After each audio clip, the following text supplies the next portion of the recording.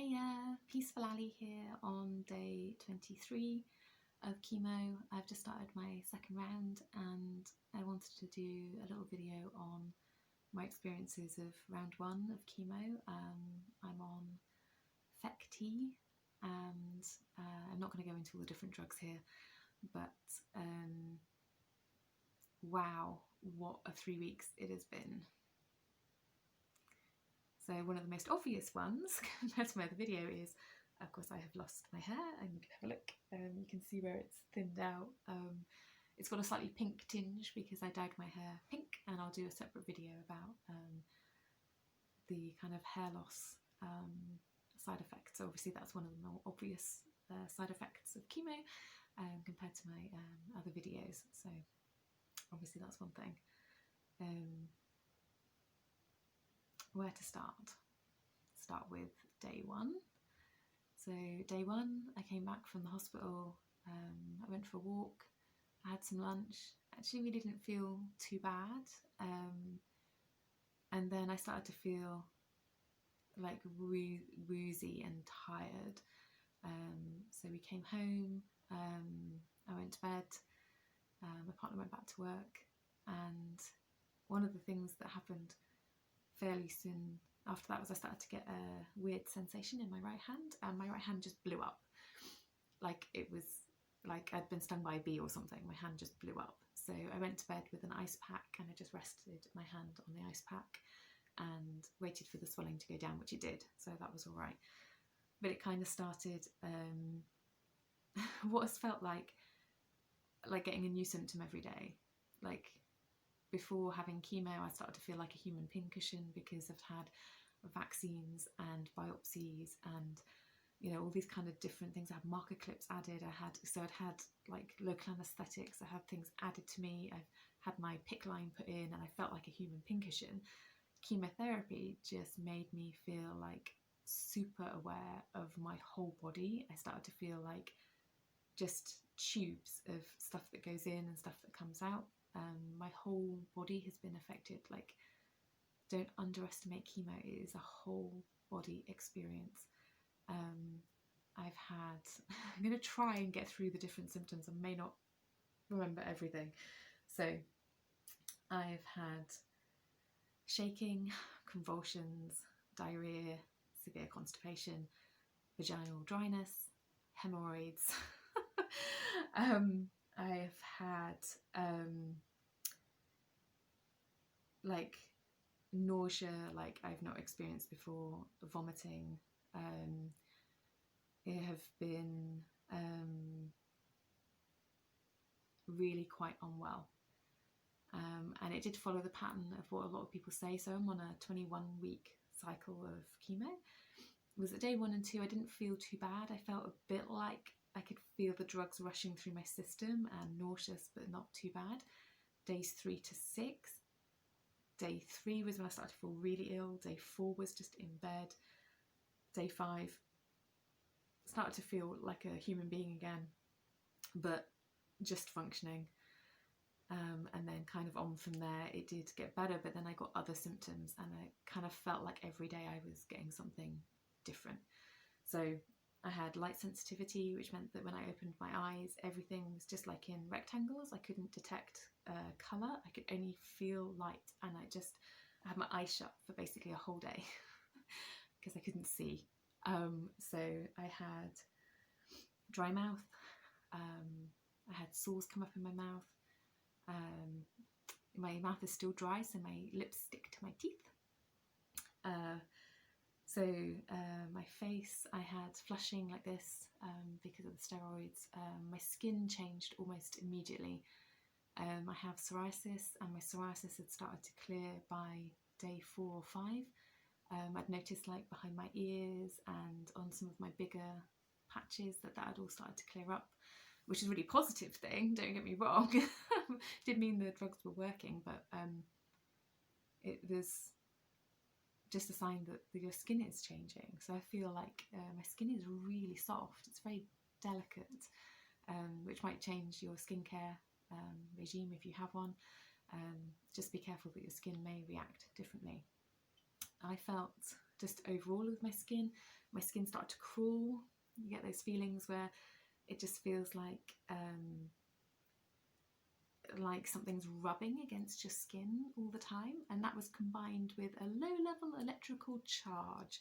So it felt like from the inside that I was getting this rush of electricity, and then on the outside of my skin it felt like it was being rubbed. I had one day when it felt like my whole skin was breaking out in boils.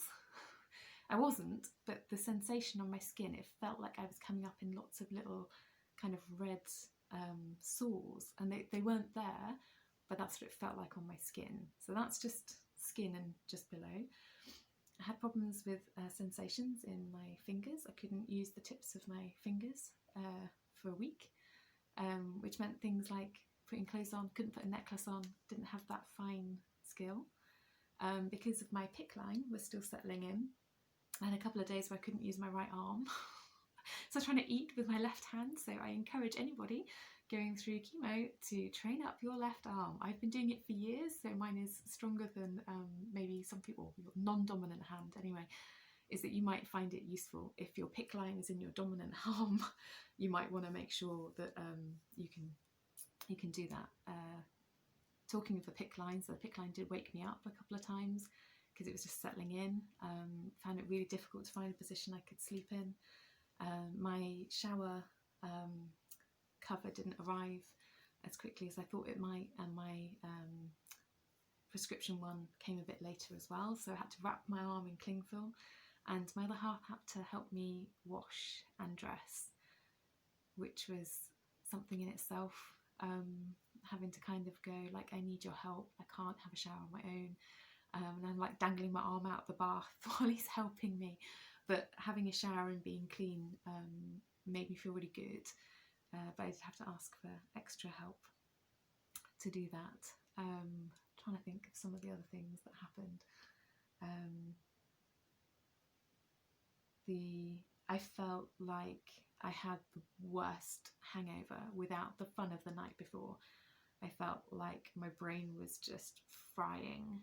It's hard to describe, but like that really heavy feeling where you wake up and you're hungover and you're just like, oh my god, what happened last night? What combo of drinks made this happen? It's like intense headaches. I had ringing in my ears. That was followed by about 5 days, so that was up to like day 9 or 10, really bad seasickness. I described it to people like I was on the worst ferry crossing ever. I couldn't bend down. If I moved my head too much in space, I was just nauseous. And not just like, oh, I feel a bit queasy, like I had to lie down. So most of that first kind of 10 days was mixing between bed rest and being up and about, and I couldn't bend down, so I couldn't do stuff like wind the cable up on the Hoover. I couldn't get the washing out of the washing machine, because if I dipped my head down, that was it. I was back on the sofa. I just couldn't cope with it. So talked to the chemo nurse, and they've prescribed me a slightly different drug for this time round, which actually specifically helps with the kind of seasicky nausea, as opposed to the nausea coming from your stomach up, but the kind of swaying thing.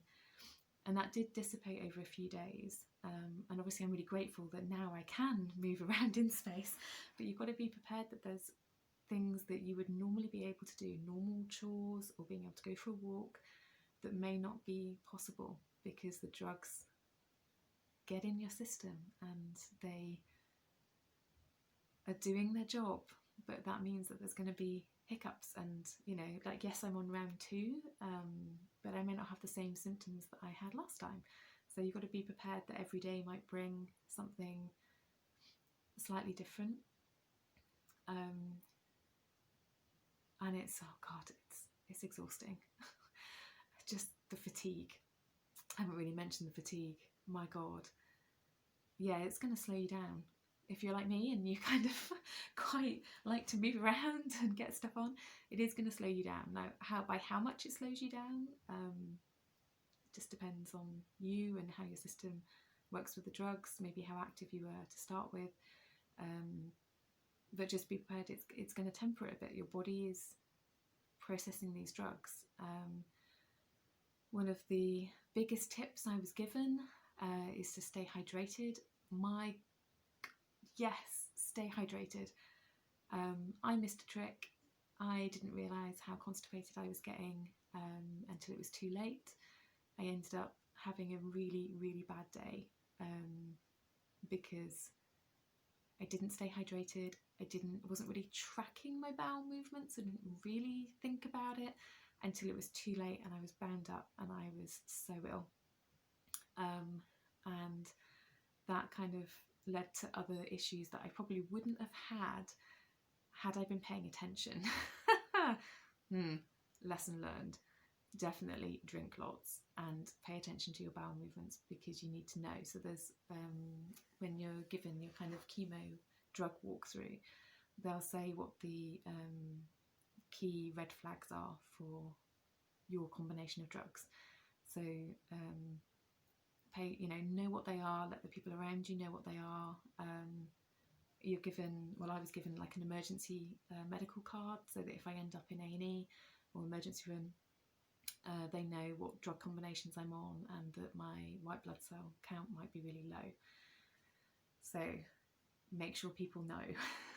There was one night when my temperature was fluctuating, and that's why I think all of the advice about not doing chemo alone, it doesn't, if you've got to move in with somebody that you don't really want to, or they've got to move in with you, have somebody around, because there's been nights where I've needed somebody to be with me while I've been laid out on the bathroom floor, or like when my temperature was fluctuating, to make sure that I take my temperature every hour. We were able to monitor it and my temperature came down. You just got to be aware that those things are really serious. Like if your temperature dips too low or too high, you've got to be on the phone and trying to work that out. So far, haven't ended up in hospital with anything outside of it. And even though I've had all of these different things happen, they're all within the realm of the combination of drugs that I'm taking, including the ones I'm taking to make the side effects easier. So you end up with this, like, any one of these combination of drugs can cause different things, and if you speak to your chemo nurses, then they can help you, like they have for me, for the next round. But you've got to be able to be specific between, was it nausea or was it seasickness? Was it constipation because you hadn't drunk enough, or was it constipation caused by the drugs? So they kind of help you work out what might work for the next time round. I also had a chat with the oncologist before I started my next round, so they do check in with you. I just got my appointment today for my next round to make sure that you're not experiencing anything too outside of the very long list of things that could happen. So I think I've covered most things. Apart from the change in tastes. So you get warned about a metallic taste in your mouth. You also have no saliva, so that kind of makes things difficult. But I've not been able to have hot drinks other than hot chocolate with oat milk. Tea, coffee, off the list. Don't fancy it, don't want it. Makes me feel queasy even just being around it. Chocolate, I'm a chocolate lover. I haven't had chocolate in that time. I had a vegan Magnum the other night because I was feeling really good, but even then it was a bit touch and go whether I wanted it or not. And mushrooms, which I also love. Can't eat mushrooms. They just feel and taste wrong. So I'm looking forward to loving mushrooms again, because I do adore them. And so what else was there? Energy, fatigue, mental health. Oh my God. The combination of drugs that we're on. Buckle up. Because so many other things are happening in your body. You've got the drugs that might affect your mental health, and then you've got all the changes in your body that might affect your mental health, and then you've got things like possibly hair loss, which also affects it. I have spent some days laying on the floor in tears, laying in bed in tears, just processing what's happening and realising that I'm on these serious drugs for a reason, and that it's life-changing. But I've tried to work with it. I've tried to let it out instead of holding back. I've tried to let the people around me know if I'm having a really bad time. People are being very understanding, but I just be prepared for those days. And whether it's drug-induced or otherwise, it's hard going. definitely hard going. Sleep, yeah, your sleep quality is going to get affected. Last night, so day one of my new cycle, I was up to the bathroom 4 or 5 times last night with stomach issues. It's part of the game that you play on chemo. I just felt so nauseous, and then I needed to go to the loo, and then you try and get a bit of rest, and then you're up again, and a bit of rest, and up again. One thing that helped me to track my symptoms is what woke me up. So I've been woken up by diarrhea, by my PICC line being painful, by night sweats. Haha, night sweats. Fun times. Wake up and you're just, yeah, like you're, you know, oh my word, yeah. Yeah, sleep quality, food we've covered. I thought the one thing that helped me also was that, so yeah, I'm tracking my symptoms. I'm going to put together a document in Google Docs for questions that helped me monitor my symptoms, because I started making lists. I tried to use the trackers that you're given, but they didn't work for me. They didn't ask the right kind of questions. So I've put something together, and I'll put that up on Google Docs, put a link in the description to work that out.